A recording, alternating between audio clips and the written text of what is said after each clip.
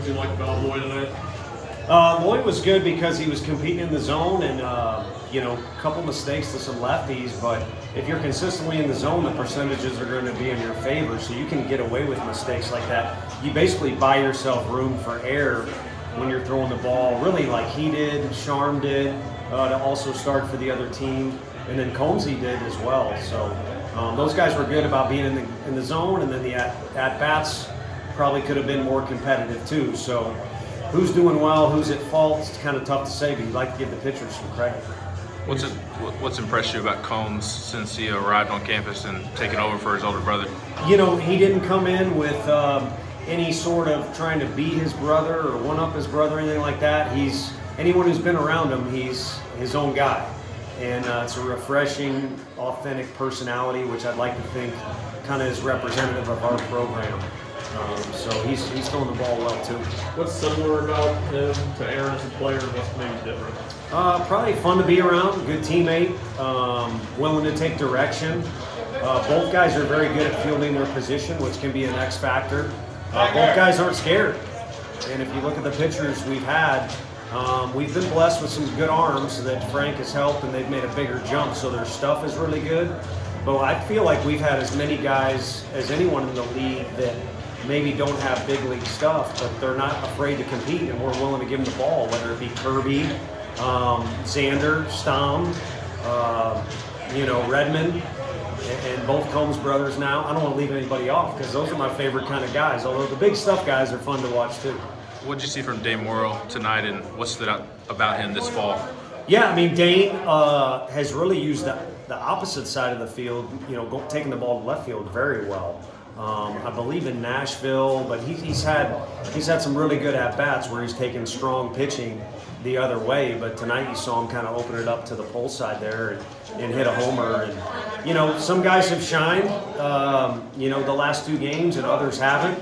But if you look at our group on the whole, I think everybody's put at least a couple good days together at a time. So good for him. He's done well, and I know he wanted to get out there and win because the team fell short, and he, like a lot of guys, could have done some things better on the bases and other things. When you're looking at potential weekend starters, what's kind of the benefit of having Lloyd in one of those spots? Well, I think his experience, he's done a little bit of everything for us. So he's Mr. Reliable, in my opinion, which has earned him a lot of latitude as far as how we use him, whether he has success or not. He's going to be in the mix. And I think a lot of it's based off last year, but also how he's attacked this year in particular. And, we'll see. We've got a handful of guys that we either inherited is kind of banged up or injured a little bit, and A.J. Russell and some other guys are trying to come back. So I'm willing to bet when we start the year, there's going to be more opportunities than there will be come May or hopefully June. With Levi's home run the other night, just what did you see there, and was the power one of the reasons that you all were so excited he made it to campus? Yeah, I think made it to campus. Originally when we recruited him, it was just kind of a great student, great family, good kid, could play any position. He was catching, pitching, playing all positions in the field, and he could swing it a little bit. He's always had a knack for hitting, and then he just kept getting stronger. But originally during the recruiting process, he was not as strong as he is now. And that ball he hit in Chattanooga was impressive. It was loud, it was hit to the biggest part of the park, and it went well over the fence, and it was off an excellent pitcher. How was Stone developed at first defensively, and kind of what's been the balance of working with Darren catcher? Yeah, I mean, last year is where a lot of that took place behind the scenes. Was you got extra time, why wouldn't you go over to first base? And it's not like you didn't catch all kinds of bullpens. But again, being a guy who wasn't playing in the spring and wasn't worn out by any means, it's a big physical dude. He's always looking to work hard. He's got great energy. Mix in some reps at first, and we told him that, and he took it and ran with it and did it 1,000% or at 100 miles an hour, however you want to phrase it. And I think now you're seeing the benefits, and that's what happens with a lot of kids. At least in our experience here, is you guys see, kind of the end result of something that started maybe 365 days prior to that, and the guy was on a mission to get better. Over 7,000 people tonight. What'd you think of the crowd, and how nice is it? You had recruits here, former players. How much does that benefit the program? Yeah, it was incredible. I got a bunch of texts from people that said congrats on the crowd, and so I think pictures were circulating a little bit. On a football weekend, when that's probably where people's focus is, and it's not necessarily baseball season, I mean, just it was unbelievable. And they were active and they were into it, and most of them were here till the very end.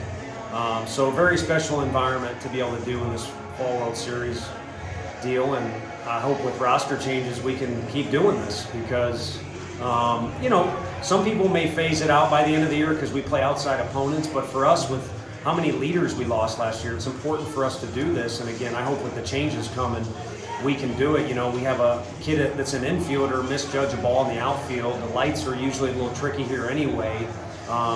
We're yelling at our catchers because there's no one available to catch a pitcher in between innings if a catcher was on base to end the inning. So it's kind of, you know, in pitch counts and things like that, we're having a tough time dividing into two, getting after it.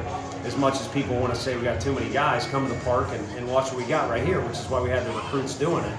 But anyway, just blessed overall for this whole deal that took place tonight. I hope our guys finish the fall the way they need to on Sunday, but we won't be doing it in front of a crowd like this. I got one more for you. I heard you tell John and Vince this week that kind of how the guys showed up in Chattanooga, that was the first time you maybe realized, okay, we have a chance to be good. Did you have any similar thoughts tonight? Yeah. First of all, I mean, our first year here, our interviews were very important, but now the fan base is a little bigger. I was wondering if I said something wrong there or it was the time to say it, but I was just being honest.